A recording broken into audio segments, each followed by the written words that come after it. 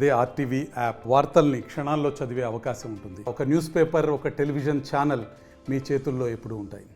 కూలీ నాలీ పని చేసుకొని కొన్నటువంటి ఇంటి స్థలాలను కాపాడుకునేందుకు పెద్ద ఎత్తున 3 రోజులుగా కూడా ఇక్కడ బైఠాయించి మహిళలు సైతం ఇంటి పట్టున లేకుండా కేవలం ఇంటి స్థలాల వద్ద వేచి ఉన్నటువంటి పరిస్థితి. ఈ నేపథ్యంలో ఇది తాము కొనుగోలు చేసినటువంటి స్థలం. ఈ స్థలంలో ఏదైతే తిరుపతి మున్సిపల్ కమిషనర్గా పనిచేస్తున్నటువంటి మౌర్యారెడ్డి బంధువులు దౌర్జన్యంగా ఆక్రమించుకునేందుకు ప్రయత్నాలు కొనసాగిస్తున్నటువంటి ఆరోపణలు చేస్తూ కూడా ఈ భూమిని కాపాడుకునేందుకు కంటికి రెప్పలా కాపాడుకుంటున్నటువంటి నేపథ్యం. ఇక్కడ మనం ప్రస్తుతం కడప నగరంలో ఉన్నటువంటి గంజుకుంట కాలనీ సమీపంలో ఉన్నటువంటి ఈ ప్రాంతంలో కూడా ఏదైతే తిరుపతి మున్సిపల్ కమిషనర్ అయినటువంటి మౌర్యారెడ్డికి సమీప బంధువులది స్థలం అటువైపు ఉంది. అయితే ఈ వైపు మేము కొనుగోలు చేశాం. ఈ భూమిలో ఏదైతే మాకుందంటూ కూడా హద్దులు గతంలో ఇక్కడ ఏర్పాటు చేసుకున్నటువంటి వాళ్ళు ఇప్పుడు కొంచెం ముందుకు సాగే పరిస్థితి. ఈ నేపథ్యంలో మేము ఎవరికి చెప్పుకోవాలో దిక్కు తెలియని అయోమయ పరిస్థితిలో ఉన్నామన్నటువంటి విషయాన్ని చెప్తున్నాం. ఈ నేపథ్యంలో మనతో పాటు కొందరు మహిళలు ఉన్నారు, వాడని తెలుసుకునే ప్రయత్నం చేద్దాం. అమ్మ చెప్పండి. హలో సార్, మా మౌర్యారెడ్డి గారు 30 సంవత్సరాల నుంచి మేము ఈడ ఇండ్లు కట్టుకోవాలని సలహాలు తీసుకొని బిడ్డలు సాక్కోలేక కష్టాలు పడి మేము ఎన్నెన్నో బాధలు పడుతూ ఉన్నాం సార్. ఈరోజు ఈ స్థలం మాది అని వాళ్ళు ఆక్రమించుకోవాలని మమ్మల్ని నోరు కొడుతూ ఉంటారు సార్. ఎన్ని సంవత్సరాల నుంచి నేను ఉన్నాను సార్. నేను ఆ పొద్దు నుంచి ఎన్ని కష్టాలు, బిడ్డలు తాక్కోలేక మా భర్తలు లేక మా బిడ్డలు వేసుకొని మేము ఎన్ని బాధలో పడుతూ ఉన్నాం సార్. మాకు మీరే న్యాయం చేయాలా, మాకు ఈ భూమి కావాలా, మేము గూడు కట్టుకోవాలా, మీరు న్యాయం చేయాలా. మాకు ఏ పరిస్థితిలో కూడా మాకు కాపాడుకుంటారా వాళ్ళ. ఎన్ని కష్టాలు పడినాము, ఎన్ని బాధలు పడినాము, కూలీ నాలీ చేసుకొని బిడ్డలు దాక్కోలేక దేశాలు అమ్మడిపోయి ఎన్ని బాధలు పడినాము. ఈ స్థలం మాకు ఇవ్వాల్సిందే.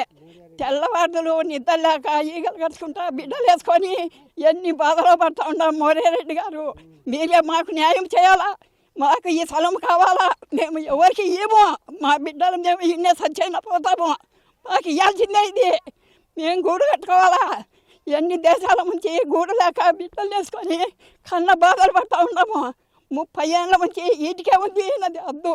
ఈ పొద్దు వీటికి న్యాయం అన్యాయం జరబడి ఈ పొద్దు ఇదంతా నాది అని మమ్మల్ని ఎంత గోడాడిస్తూ ఉన్నారు సార్. ఏ దానికైనా మీరే మాకు న్యాయం చేయాలా. మేము ఎక్కడికి పోము. మా బిడ్డలు మేము ఇన్నే సచ్చైనా పోతాము. న్యాయం చేయాలా మౌర్యారెడ్డి గారు. మీరే మాకు న్యాయం చూపించాలా. మేము వదలము. మాకు ఇదే కావాలా. ఎన్ని బాధలు పడినామో మీకేం తెలుసు.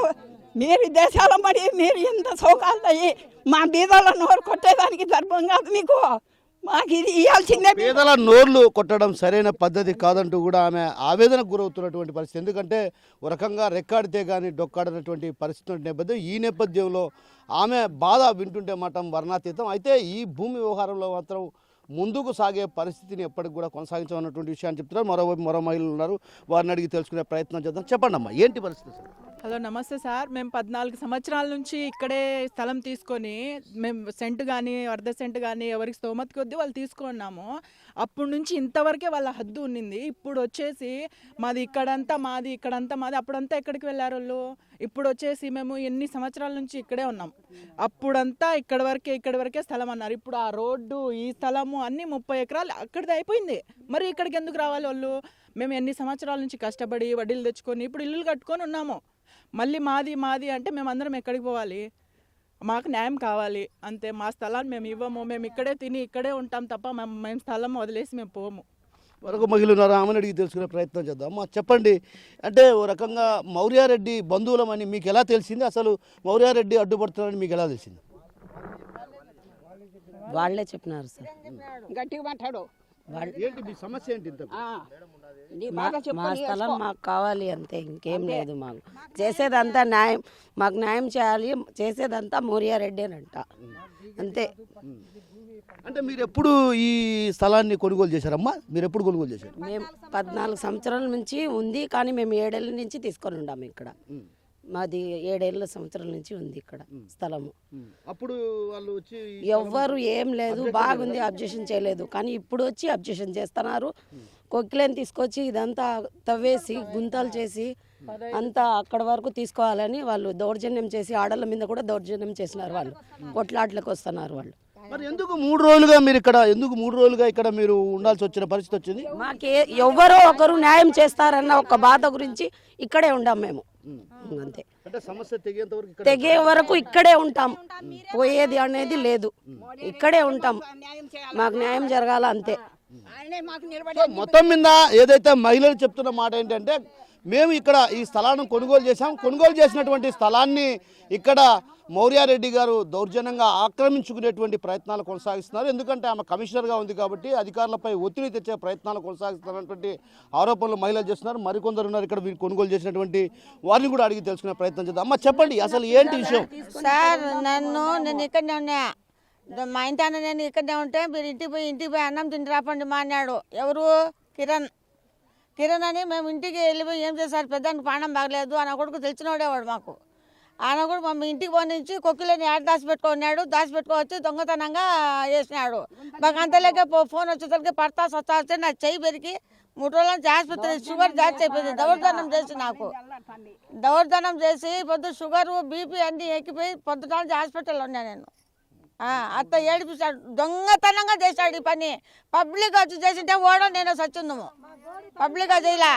మమ్మల్ని ఇంటికి అన్నానికి పంపించాడు, పోండిమ్మా మీరు అన్నానికి.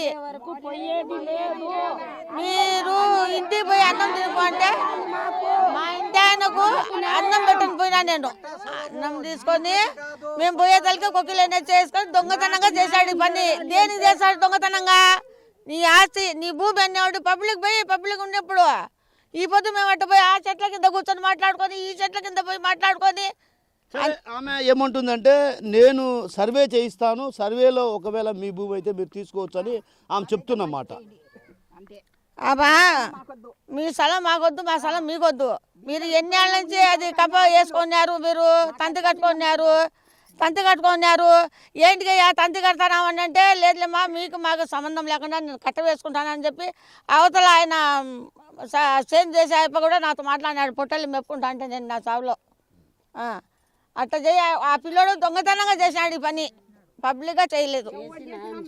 గతంలో ఏదైతే స్థలం ఆడి వరకే తమ స్థలం ఉందంటూ కూడా చెప్పారు. అయితే ఈ నేపథ్యంలో ఒక్కసారిగా కూడా ఇక్కడ మహిళలంతా కూడా పెద్ద ఎత్తున వచ్చి చేరుకున్నటువంటి పరిస్థితి. 3 రోజులుగా కూడా వీళ్ళంతా కూడా ఇక్కడే మాటు వేసి ఏదైతే తమ స్థలాలను కాపాడుకునేందుకు తీవ్రమైనటువంటి ప్రయత్నాలు కొనసాగిస్తున్నారు.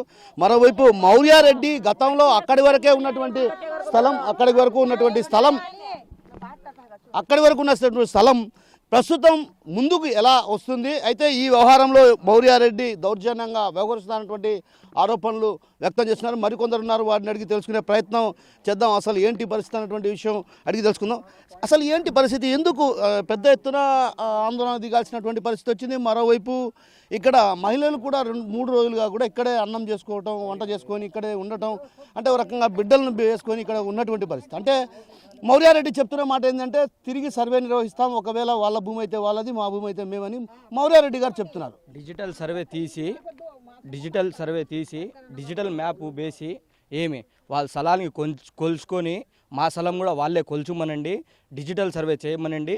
వాళ్ళ స్థలం ఉంటే సంతోషంగా వదిలేసి వెళ్ళిపోతాము. మా స్థలము మేము 15 సంవత్సరాల నుంచి 10 సంవత్సరాల నుంచి 20 సంవత్సరాల నుంచి ఇది వచ్చి పట్టా ల్యాండ్ ఇది వచ్చి మనము వెంచర్లు వేసినారు కాబట్టి రూపాయి కూడబెట్టుకొని మనుషులు కొన్నారు.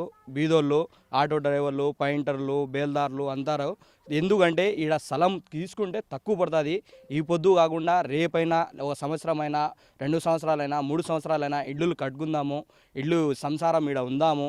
పైప్ లైన్ మొన్ననే వచ్చిందినా, రోడ్డు గురించి కూడా మాట్లాడుతున్నాం. ఇది మెయిన్ ఇష్యూ ఏమిరా అంటే రోడ్డు సమస్య. వీళ్ళకు రోడ్డు రాదు కాబట్టి వీళ్ళు వచ్చి ఆక్రమించుకుంటున్నారు. ఈ స్థలము అతని పేరు వచ్చి తిరుపాల్ రెడ్డి గారు వచ్చి కిరణ్ అనే పిల్లోనికి పెట్టి గుంతలు తవ్వించి ఫెన్సింగ్ వేపిస్తున్నారు. అందుకోసము ఆడళ్ళు అంతా అన్నం లేక పచ్చి ఉండి ఈడ కాపలాలు కాసుకొని కూర్చొని ఉన్నాం మేము. ఈడ అఫ్జల్ ఖాన్ కాలనీలో అదే ఇష్యూ మాదిరిగా అఫ్జల్ ఖాన్ కాలనీలో జరిగింది. వాళ్ళు వచ్చి హైకోర్టుకి పోయినారు, అంతా స్టేలు తెచ్చుకున్నారు, అంతా చేసుకున్నారు కాబట్టి వాళ్ళ పైన పడలేదు. ఈడ బీదోళ్ళు ఉన్నారు, ఏం చేసుకోలేరు, కాబట్టి ఇటు పక్క వస్తున్నారు. ఫెన్సింగ్ మీరు చూస్తున్నారు, ఫెన్సింగ్ యాడుండాది, గోడ యాడుండాది, స్థలాలు యాడుండాయి. వాళ్ళ స్థలము శాటిలైట్ వేసి శాటిలైట్ సర్వే తీసి డిజిటల్ మ్యాప్ చూపించమనండి. వాళ్ళ స్థలం ఎంత ఉండదో, మా స్థలం ఎంత ఉండదో, మా వెంచర్లు ఎంత ఉన్నాయో, మా స్థలాలు ఎన్ని బిట్లు వేసినారో అంతా మన కాడ డాక్యుమెంట్స్ ఉన్నాయి. వాళ్ళ డాక్యుమెంట్స్ కూడా శాటిలైట్ సర్వే ద్వారా మోర్యారెడ్డి గారు చూడాలా. మోర్యారెడ్డి గారు వచ్చి వీళ్ళు వెనకాల ఉండారు కాబట్టి కిరణ్ వచ్చి జాంగులు వచ్చి నా పక్క వచ్చి కమిషనర్ ఉండారు, నా వెనకాల కమిషనర్ ఉండారు అంటున్నారు కాబట్టి మేడం ఉండారు అంటున్నారు కాబట్టి కమిషనర్ మేడం ఉండారు నా పక్కన. ఎవరు ఏం చేసుకోలేరు కాబట్టి దౌర్జన్యంగా వచ్చి గుంతలు తోమేసి ఫెన్సింగ్ కొత్త మీరు ఎప్పుడైనా కానీ ఫెన్సింగ్ తీసి కొత్త ఫెన్సింగ్ వేసే మీరు చూసినారా? ఫెన్సింగ్ వేసి మీరు ఫెన్సింగ్ కొత్తది వేసేది మీరు చూసినారా? ఫెన్సింగ్ ఉండాది, కనిపిస్తూ ఉండాది. డిజిటల్ సర్వే తీయమనండి, డిజిటల్ మ్యాప్ ఇయ్యమనండి. వాళ్ళ స్థలం ఎంత ఉండదో, మన స్థలం ఎంత ఉండదో కొల్చమనండి. అదికి తెలిపోతుంది కదా. బీదోళ్ళ పైన వచ్చి పడితే ఏం లాభంనా? వాళ్ళు అయితే మేధావిలు, సౌకారులు కాబట్టి వాళ్ళు వచ్చి 12 ఎకరాలు కాదు, 70 ఎకరాలు కాదు, 100 ఎకరాలకైనా ఉంటుంది వాళ్ళకు. ఈడ సెంటు, 1.5 సెంటు, 2 సెంట్లు కొని బీదోళ్ళు రూపాయి కూడబెట్టుకొని కొనుక్కొని ఈడ ఇళ్ళు కట్టుకోవాలా, ఈడ సంసారం రావాలా అని మేము ఈడ తీసుకొని ఉన్నాం. ఎందుకు అంటే తక్కువ పడతాయి కాబట్టి, ఈడ స్థలాలు కొనుక్కున్నాం కాబట్టి మేము ఈడ సంసారం రావాలా. ఈ పొద్దు కాకుండా 1 సంవత్సరమైనా 2 సంవత్సరాలైనా ఈడ వచ్చి సంసారం ఉండాలా. రోడ్డు కూడా వస్తుంది అంటున్నారు, పైప్ లైన్ వచ్చింది. ఈడ డిజిటల్ సర్వే తీయమనండి, డిజిటల్ మ్యాప్ ఇవ్వమనండి. వాళ్ళ స్థలం ఉంటే వాళ్ళు సంతోషంగా తీసుకోమనండి. పట్టా ల్యాండ్ నాది, డీకేటీ ఏం కాదు, పట్టా ల్యాండ్. ఇదంతా జరుగుతూ ఉండేది. వాళ్ళు మోర్యారెడ్డి గారు ఉండారు కాబట్టి, కమిషనర్ ఉండారు కాబట్టి వీళ్ళు ఎగురుతున్నారు. అంతేగాని వాళ్ళే న్యాయం చేయమనండి. అంటే మీరు ఎందుకు అధికారుల దగ్గరికి పోలేదు? అంటే మౌర్యారెడ్డి గారు ఉన్నారు, ఉండొచ్చు. మరి కలెక్టర్ దృష్టికి కానీ ఎందుకు అధికారుల దృష్టికి తీసుకెళ్ళలేకపోయారు? కలెక్టర్ దృష్టికి మేము ముందు వచ్చి మన డాక్యుమెంట్స్ ఏముండాయా ఏం లేదా అని డాక్యుమెంట్స్ అంతా చూసుకుంటా ఉన్నాము. గింకులు అంతా తెప్పించుకుంటా ఉన్నాము. అది కూడా ప్రాసెసింగ్లో ఉండదు. మేము కూడా వచ్చి కోర్టు ద్వారానే పోవాలని అనుకుంటున్నాము. వాళ్ళు కూడా కోర్టు ద్వారా మన నోటీసులు వచ్చినాయి. మనం కూడా వచ్చి కోర్టు కలిసి మేము కూడా ఒక లాయర్ని పెట్టుకొని మనం కూడా పోరాడదాము. మన స్థలం కాబట్టి మేము పోరాడాల్సింది తప్పదు. మనం పోరాడాల, మనం తప్పదు. ఎందుకంటే వాళ్ళకు వచ్చి పెద్దోళ్ళు ఉన్నారు, కమిషనర్లు ఉన్నారు కాబట్టి వాళ్ళు పోరాడాల్సిన అవసరం ఏం లేదు కాబట్టి వాళ్ళు వచ్చి మా పాత గడప అతను కిరణ్ అనే పిల్లోడు ఆవిడికి మొన్న వచ్చి గుంతలు తొమ్మితా ఉంటే ఎట్టా పడితే అట్టా లాగేసినాడు. చెయ్యి 3 రోజుల నుంచి నొప్పి ఉండాలి. హాస్పిటల్లోకి పోతా బీపీలు, షుగర్లు, మనుషులు ఇక్కడ ఉండి అన్నం లేక తిండి లేక ఇక్కడ కూర్చొని ఉండాం మేము. ఇల్లు కట్టుకొని 3 సంవత్సరాలు అయింది సార్. ఎన్నో కష్టాలు పడి నేను సంపాదించుకుని ఇల్లు కట్టే, ఇల్లు పోతుంది అంటది, అది పోతుంది, అది మేము పట్టలు భూమి తీసుకునింది. ఇది ఏమి తీసుకులే సార్. మేము అది మా ఇంటి పైన పడి 3 రోజుల నుంచి అన్నం ఏం లేక ఇన్ని అల్లాడుతుంటాం. ఇల్లు పలుగొట్టేస్తాం, అది ఎత్తేస్తాం, స్థలాలు కొట్టేస్తాం అని వచ్చి పడుతున్నాడు కిరణ్ అబ్బి. న్యాయం చేయాల్సిందే సార్. మాకు ఇల్లు కట్టుకొని చాలా అగసాట్లతో ఇల్లు కట్టుకున్నాం మేము ఇక్కడ. సో మొత్తం మీద ఏదైతే మౌర్యారెడ్డికి సంబంధించినటువంటి అనుచరులు ఇక్కడికి వచ్చి దౌర్జన్యంగా వ్యవహరిస్తున్నారు. అయితే ఈ నేపథ్యంలో ఏదైతే తాము కొనుగోలు చేసినటువంటి స్థలం ఇది పేదలకు ఇచ్చినటువంటి స్థలం కాదు.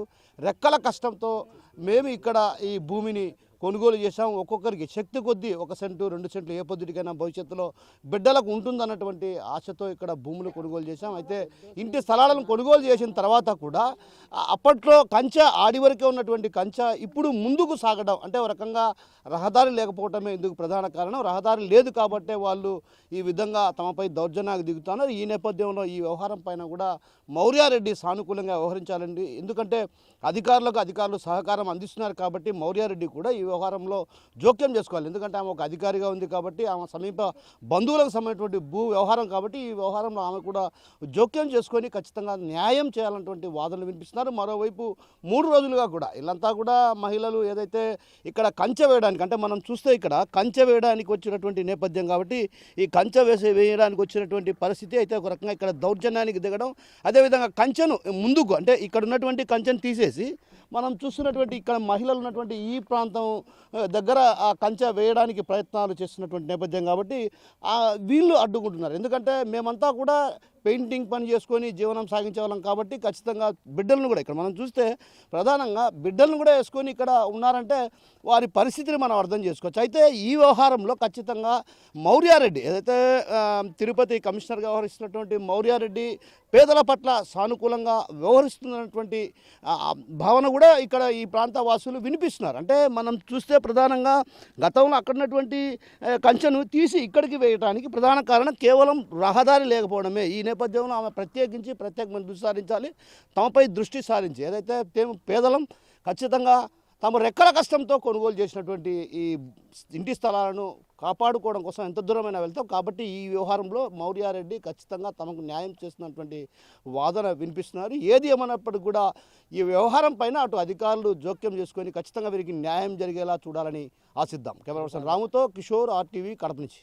మరిన్ని వీడియోస్ కోసం ఛానల్ ని సబ్స్క్రైబ్ చేయండి, లేటెస్ట్ అప్డేట్స్ కోసం వాట్సాప్ ఛానల్ ని ఫాలో చేయండి అండ్ లింక్ డిస్క్రిప్షన్ లో ఉంది.